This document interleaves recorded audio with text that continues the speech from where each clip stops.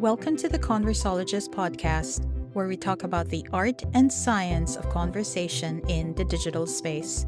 We know that technology can be a powerful enabler, but communication and emotional connection still need to be at the core.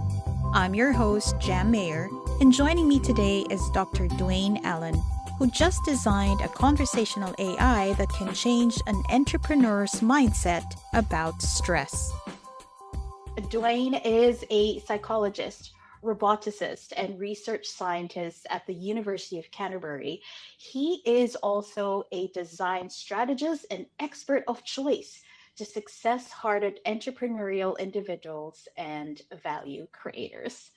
Welcome, Dr. Dwain. Should I be formal or Dwain is enough? Thanks for taking the time today. Thanks. Great to be here. I'm giddy and excited because this is very relevant because obviously this is close to my heart because I'm an entrepreneur myself. Can you just tell us who Dr. Dwain or Dwain is? What was your journey like and what led you to designing this project? Oh, that's a lot of questions, actually, isn't it? Well, I have been called a lot of different things, of everything from a polymath designer to a social roboticist to a brass tacks business strategist. So lots of different things. I would say that I'm a lifelong student of psychology, social science, and design as well. I've long been a champion of small business owners and entrepreneurs. I actually started out in the 2010s during the golden age of business incubators. Do you remember those business incubators? Yep. Yeah. Well, I worked at one and I was involved in administering the commercialization services. That was to the technology startups and high growth companies. So that was teaching business model innovation, agile methodologies. And while I was doing that, I had the opportunity to learn from some really experienced entrepreneurs and professionals. And really, I was just making a lot of mistakes, learning lessons, and really starting to hone my craft. And while I was doing that, I eventually was invited by a mentor to go and contribute to academia. So that was just based on my experience already in industry. And that kind of led me to complete a master's degree and then on to my doctoral research, where I studied social robotics, human interface technology, and also psychology, on all up to my current position, which is at the University of Canterbury. I like to say that I'm spearheading a renaissance in human factors psychology and behavioral design. That's awesome. Okay, let's just now move on to this project. Talk to us like a 5-year-old.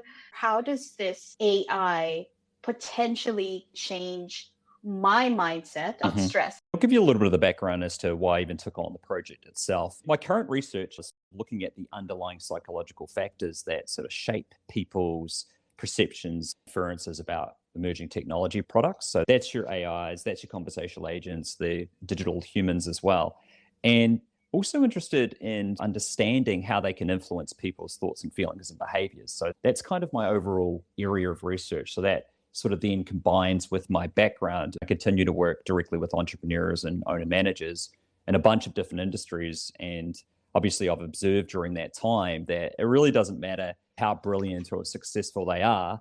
They all get to a stage where they're simply overwhelmed by stress, often to the point that it threatens their peace of mind, sometimes their relationships, and even their business. So I became interested in the nature of stress, why it is uniquely challenging for most entrepreneurs, and then obviously what could be done to help it. Right now, there seems to be a bit of a rise in stress-related illness impacting people, particularly in our country, but I think all around the world. Also, government have come out to try and support it. They're putting a lot of money into trying to help support owner managers with their stress. I was particularly interested in owner managers, and that's people that have employees, because they have a particular set of stresses, right? Because you're dealing with employees and other people, you've got people that rely on you. From a research perspective, the entrepreneurs are called a hard to reach population group. So that just basically means that we just don't know a lot about them, not at a research level. But it turns out that the sort of stress management interventions and all these types of things that various researchers and practitioners have tried to produce for entrepreneurs don't go down so well. Some entrepreneurs tend to not really get involved in them. Some have cited them as being insufficient and very time consuming and not really relevant. And when you think about it, it just makes sense. A lot of the stuff that is created in the stress reduction space, it's really designed for people who are employees or larger organizations. Yeah. Yeah. You mentioned we are hard to reach in terms of research. Why is that? It appears to be the case that many entrepreneurs don't see a lot of value in research related activities. And it also depends, I would think. So we're talking smaller business owners here, right? Small to medium business owners. They're time poor, they've got a lot on, and some believe that taking time to invest in that type of thing takes them away from doing their business activities. At least that's what the literature says. Why not include the one-man band entrepreneurs? Don't they have the same level of stress? Well, it depends on if you're talking about levels of stress. I'm sure they would think they have the same levels of stress because it's largely subjective. It's more the case because they have people who rely on them, as in terms of when you're employing people, you're directly responsible for those people in some ways. I was very interested in this relational level of stress that is put on the owner manager. I was curious to see how that might change their stress. And there's also something about how many of the interventions that exist for SMEs, because there are some that work for SMEs, are focused on employees, not the owner manager. And indeed, some small, medium-sized enterprises are investing in their staff, like they are creating wellness programs and some of these things for their staff. But the question is, are they doing it for themselves? Interesting. I probably am part of that statistic. I do have staff, but not full-time employees. I think it would be the same because I get stressed when, say, for example, cash flow is a problem. I'm not actually thinking about the money. I'm actually thinking I am actually impacting 5, 7 people who That's right. have their own bills to pay and put food on the table. The problem seems to be that there is little known about the stress experiences of many of the different entrepreneurial types. We just don't know a lot, not in terms of research, for some of the reasons I've just mentioned. There's a lot of talk from the research community that there needs to be more of a development of interventions that are, in one way or another, cost effective. So obviously entrepreneurs don't have all the money in the world. Time efficient for the reasons we just talked about. You need to be able to engage with these technologies. Accessible and also relevant to entrepreneurs and SME owner managers. And as I said, that the issue is, well, we don't really know what is relevant. And so it opens up a whole new can of worms, again, at least from a research perspective, because it's not really clear what constitutes an appropriate strategy for the entrepreneurial population group. But there is one possible strategy that I was interested in, and comes down to this mindset thing. And it's this concept called stress mindset theory. The idea of stress mindset is that it posits that the mindset, so the underlying beliefs that somebody has about something in regards to, say, stress, will influence to some degree the manner in which they respond to and experience stress. Okay, so that basically means that the degree to which a person generally believes that stress holds really enhancing possibilities, like it can be useful, they define that as a stress is enhancing mindset, or whether somebody gravitates towards a mindset that stress necessitates negative consequences. So they call that a stress is debilitating mindset. The literature on stress mindset theory is fairly new, but the data that we do have on it does seem to indicate that the dominant mindset held by most people is that stress is debilitating, that stress is harmful. So, I mean, if I were to ask you, Jam, would you agree with the statement? Experiencing stress enhances my learning and growth. Actually, I agree. Cool. What would you give it on, Yes. a scale of 1 to 5? 5 being the highest. Being the highest. 4? Oh, great. So that's excellent. Most people don't agree with that statement. And when you think about it, it just makes sense, because if you look around, the idea of a mindset is influenced by authoritative figures and messages that you receive on a frequent basis. So if you consider the nature of stress and what we see in the media, what we read online, what people talk about, how that people talk about stress in their day-to-day lives, if you're talking with colleagues, friends, partners, whatever, it's usually framed in the negative. I'm really stressed. I'm stressing out. You can see how the culture itself that comes around this seems to perpetuate the stress is debilitating mindset. The stress is enhancing mindset, so far in the research at least, we can see is related to higher life satisfaction, greater optimism, less anxiety as well. Whereas the stress is debilitating mindset, it's been linked to greater sensitivity to destructive coping strategies, and that's stuff like excessive alcohol consumption, procrastination, ruminating on worst case scenarios. That's usually what a negative stress coping mechanism might be. So that's kind of how these two big constructs work. And then you have these things called stress mindset interventions, which are designed to inform people about the broad nature of stress. And really what we're saying here is it's not wholly negative all the time, right? You need stress to achieve things. It's almost like they call it eustress. There's eustress and de-stress. Those terms never really caught on. They're very academic. No one goes around saying, hey, I'm experiencing eustress. That never really took off. But there's a positive view of stress, right? It's not always bad for us. And so the intervention itself will provide exercises to help people adopt a stress-enhancing mindset. It turns out that they do improve people's responses to stress and can enhance the performance and the well-being of the individual who's undergone it. If you looked at stress as enhancing possibilities, then it tends to have a different view on how people actually deal with stressors in their lives. So stresses are things that actually happen to you on a day-to-day basis. We're talking about the nature of stress itself. Because it's dealing at that nature, it's thought to be applicable to a wide range of groups. If we come back to the entrepreneurs, what I just said about how we don't really know what's the right strategy, I posited that this could be something useful, right? We could take this construct and maybe use it somehow.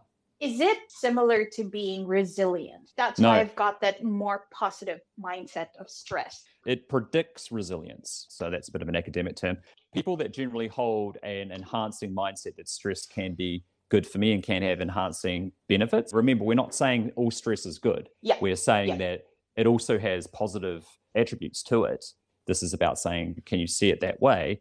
People that see stress that way tend to have greater optimism and resilience and mindfulness as a result of seeing the enhancing qualities of stress. You hear about a thing called stress reappraisal, very similar to what you're saying in some ways, where it's the way someone sees the stress and they reappraise the stress of themselves. This is actually working for me, not against me.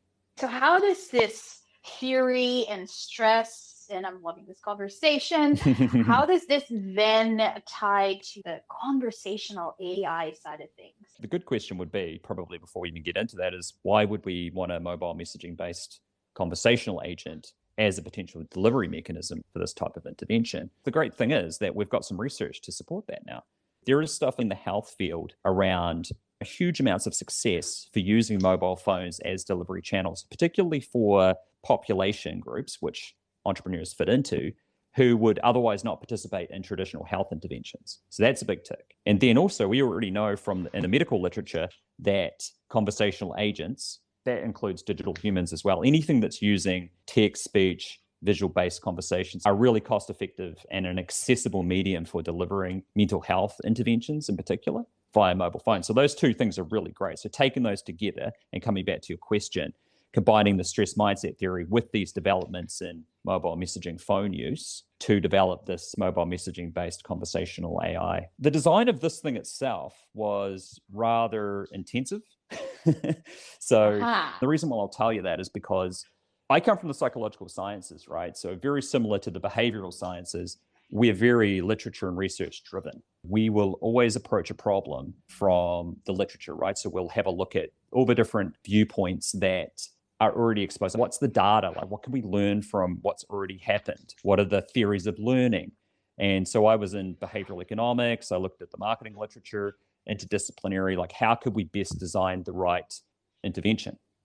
Also, this involved designing it with a small segment of the target populations. This involved classic design thinking techniques, so field visits, interviews, observations, and immersions. We had an agent that we called State Shifter. Didn't have a human name. It was called State Shifter. And the program we called Distress Your Stress, like de-stress your stress. It comprised of videos. We just had a classic text-to-speech robot voice with text. There was nothing fancy about this at all. It was very basic. And they were literally, if they watched a video, it was text and on screen. That is it, with a voice. They received the intervention through a structured sequence of these text messages, and it was delivered via WhatsApp Messenger. So the agent was it used rule-based responses via decision tree structure, so pretty standard. And the messages themselves just focused on delivering the video links, answering questions, and encouraging adherence, because this is a very difficult thing to do to get people to continue doing it. We had one group of people, owner managers, and they received this intervention. We didn't have multiple groups. The amount of people that actually went through this intervention was only 14 people. The objectives that we were trying to meet here were to verify whether or not this intervention was successful and producing changes in stress mindset. Could we change them from a stress is debilitating mindset to a stress is enhancing mindset? Could the agent do that? The second thing was to establish whether or not this was going to be associated with improvements in productivity and work performance. So we wanted to see whether or not that was going to happen. And then the second big objective was to just determine whether or not it was actually acceptable amongst a sample of entrepreneurs or owner managers, right? The intervention was delivered directly to the participants via their mobile phone, but in the context of their day-to-day lives. So imagine you getting it, Jam, it would be, you'd just be going about your day. So it was quite interesting to see whether or not this series of basic videos and text messages from an agent would be enough to hold their interest as they went about their daily lives. They got 2 videos each day, and it was for 4 days. They got one at 7:30 a.m. in the morning and one at 7:30 p.m. every day for 4 days. That's a big ask, really, for these owner managers to get in there. The videos are only about eight minutes each, and they were only available online for a short period of time. So we were just bringing that in each time. And we had a bunch of measures that we had to measure. So we measured their stress mindset, we measured their work performance. These are scales, they're just self-report scales where you just answer those. I asked you one of the items just before. The acceptability itself, we just captured that as the number of participants that requested ongoing support from the agent. So there was a bit in the last video where the agent said, hey, if you want me to help you out, let me know. So we wanted to see whether or not that would be something that they'll be interested in doing. We also wanted to test how many messages that participants assessed through WhatsApp. So how many did they actually go to? You can tell, we can measure that. And then the other thing we measured was there's a thing called the friendship questionnaire, which has been used with digital humans before. And it really just helps us to understand the degree to which participants feel that they've developed a relationship akin to a friendship with the agent. Yeah, so let's just go back to delivery and having to design a few very level 1 chatbots for clients and for ourselves as well. So the decision tree, you just delivered those 2 videos twice a day, one in the morning, one at night. Was there anything in the design, and I'm kind of honing into the conversation side of things, was it just delivering it so it's more passive and for them to decide whether they have the time at 7:30 a.m. and watch? An 8-minute video is quite long. And it was also intense too. It was full of academic knowledge, because that's part of the intervention. So it's still based on the principles of a mindset intervention. So you can imagine these individuals having to engage with this 7:30 in the morning sharp and 7:30 at night. And we also built scarcity into it by saying the videos will be deleted in 2 hours. We wanted them to do it, and they're busy individuals. So no, I understand it. So was there any interaction at all? When I say interaction, not just playing the video play button and spend 8 minutes watching the video, were there any other questions or interactions? Yes, there were ongoing conversations. The chatbot would follow up with each individual afterwards and say, hey, how did you find that? Would you like to know something that wasn't in the video? And then people would say yes, no, maybe. And there was a decision tree there. And then people would often come back to it. As you've probably got experiences, right? People start to anthropomorphize the bot and have all sorts of relational questions and stuff. So yes, there was ongoing communications above and beyond just the delivery of the videos. It's a good thing I wasn't part of that experiment or the group, because I'm a night owl. 7:30 a.m. I would have probably always missed the first one because I'd be asleep by then. Anyway, is there any reason why you decided to use WhatsApp? Yeah, that was based on what we'd found in our initial field visits. It seemed like most of the owner managers that we'd interacted with had WhatsApp. So it was meeting them where they're at, trying to make that barrier to engagement as low as possible for us. When you designed conversations, the questions that you have to ask after they engage with the video or not engage in the video, is there any personality that they feel like they were talking to a person? There was strong personality designed into the agent itself. The agent actually makes clear that it's a robot. I purposely had a slightly robotic voice built into it. There is some psychology behind it about why we would want to make it known and reminding the individuals that it was a robot or like a bot, it wasn't a human.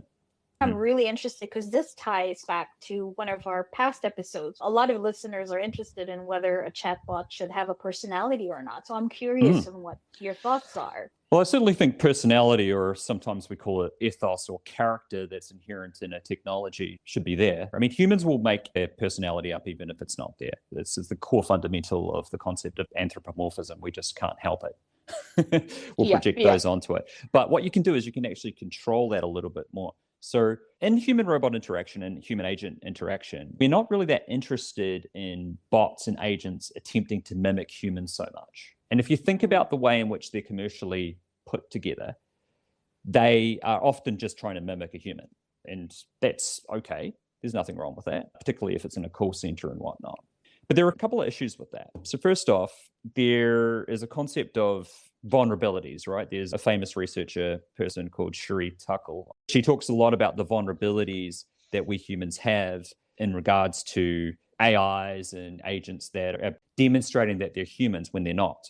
And her concern is really around this idea about them being our best friend. Like, she doesn't like that idea. She says, is that actually a good idea that they pretend to be our friends, to be something that it can't actually really be? And does that affect the way that humans make friendships? I'm not for or against that at all. How should we consider how we want to design our agents? And Cynthia Brazel, she's at MIT and she leads the personalized robotics group, she said this for a really long time, which is this concept of robots aren't humans. They're never going to be human. And the real power is in celebrating the difference in how they're not human and what is that relationship like.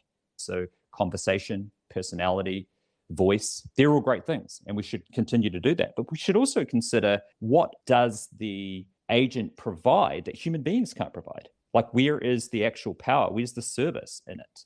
And so from the design space, it's a really interesting perspective. This reminds me of the projects that we've done, however small or big they are. When we put some personality, trying to be not necessarily the best friend, but human enough.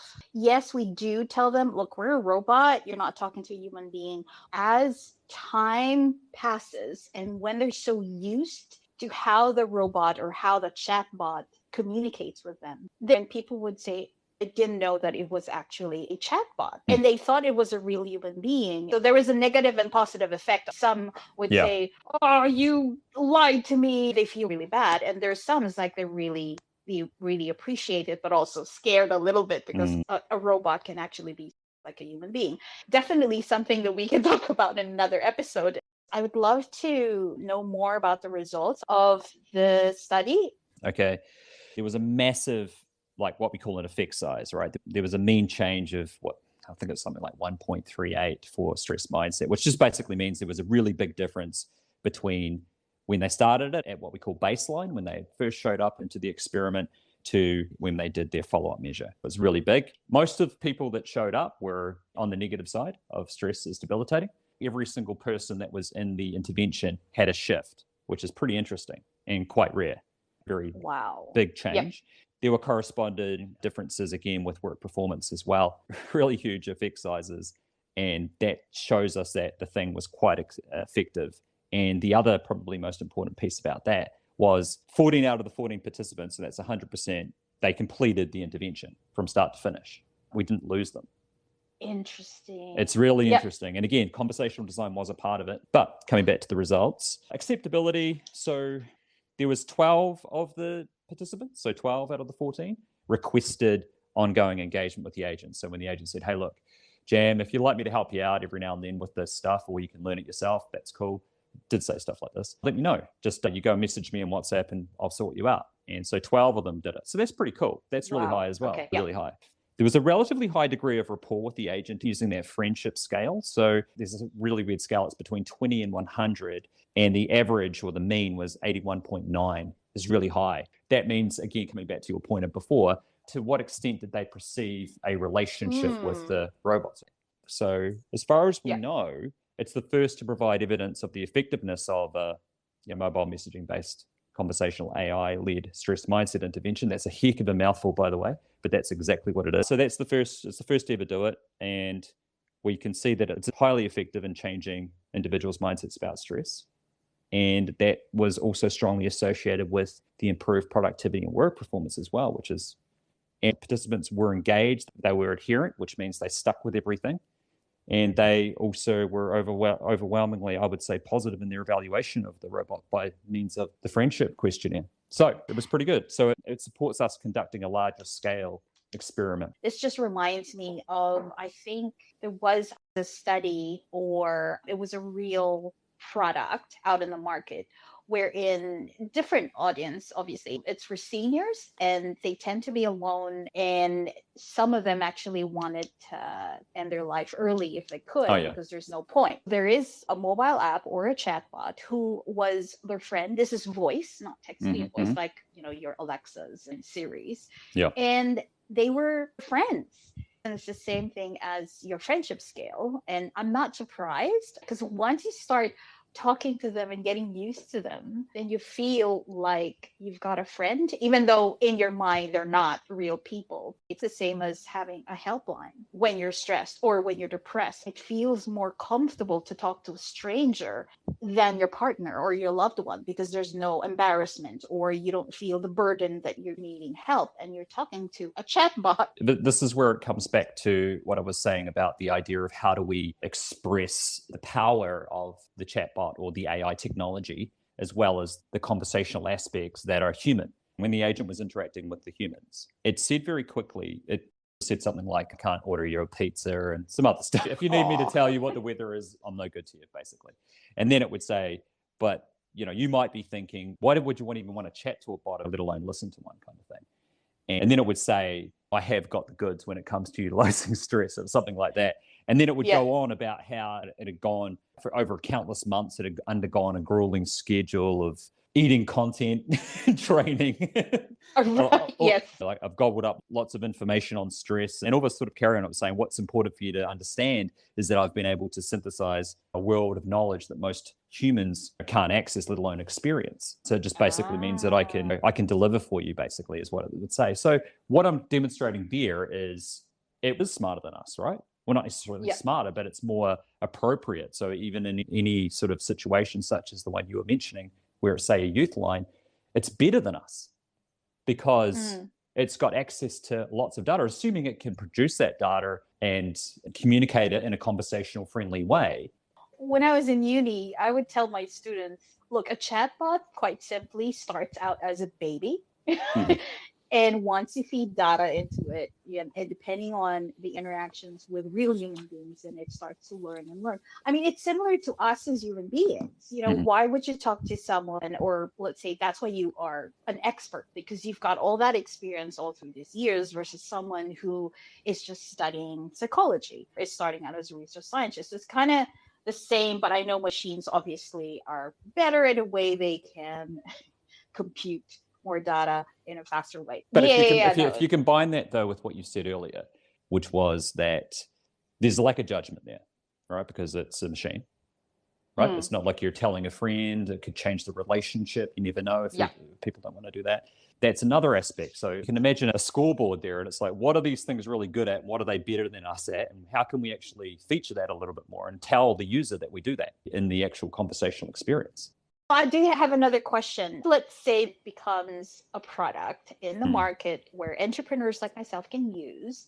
Do you want it to become habit forming so that it really helps the entrepreneur change its mindset, or not necessarily? Well, the mindset should be changed, essentially, right? That's the point. The intervention, at the end of the intervention, you should have a different mindset, assuming you don't have the more effective mindset for dealing with stress. What's really powerful about the theory, and particularly the way that we're presenting it via the agent, is that it doesn't matter what the stressor is that you're experiencing, which is really cool. Like, it's not stressor dependent. It's just you have a different outlook now. It's not saying that stressors should go and get more stressed and, hey, it's all good and there are still sunshine out there. It's not, right? Sometimes things are really tough. But it's like, what's your outlook on this? How's it affecting you? How can you use that energy that you're feeling right now? Because it's exactly the same thing. The stress you have when you have the first kiss with a partner and the stress you're feeling about giving a speech or something, if you're not comfortable, are very similar. They're the same thing. Once you've got the mindset, the question then is, how do you keep the mindset? So coming to your point about habit forming.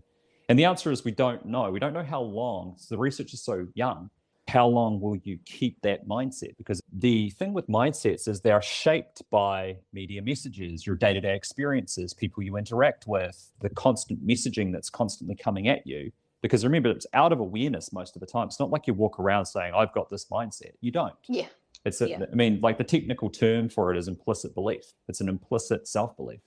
The question is, how can this be something I learn? So in the intervention, the bot would teach people this 3-step process for how to switch their mindset at will. Now, the problem is, of course, the chances of people actually practicing that in real time is 0, unless you're very dedicated to doing it, where you've got triggers and cues in the environment to tell you, hey, I need to be doing this thing at this time. This is the sort of essence of habit forming. But where the bot would say to people, hey, do you want to message me? Or how about I message you and let you know and remind you of the steps and can help guide you on that? That's what people were responding to very heavily. It does have massive applications for habit forming. This is definitely something that an entrepreneur should have. I totally believe in the project. I hope that it will be in the market for an entrepreneur to actually use. That's all I can say. It will change a lot of lives. This is great. I love it. Thank you so much for your time. I really enjoyed the conversation. It was great. It was a good chat. Thank you, Dwain, for all of that. Me being a nerd, I just absolutely loved the conversation. Is there anything like just a 1 or 2 sentence takeaway for the listeners, for them to think about, not necessarily around the research, could be around stress, could be around conversational AI? Yeah, like understanding that the stress itself is not by definition inherently negative, and it can have enhancing outcomes as well. The way in which you conceptualize stress to yourself can have a lot to do with how you experience stress itself. And on the conversational AI front, I would encourage designers to start to experiment with expressing the machine and AI type capabilities of the conversational AI, as well as the human aspects of things that we already anthropomorphize, like the speech and the conversational aspects. Do both of those, and I think we're going to start to see a new era of relational artifacts. Awesome. True art and science of conversation. That's what it's all about. Well, thank you again, Dwain, for your time. I would love to have you back as a guest.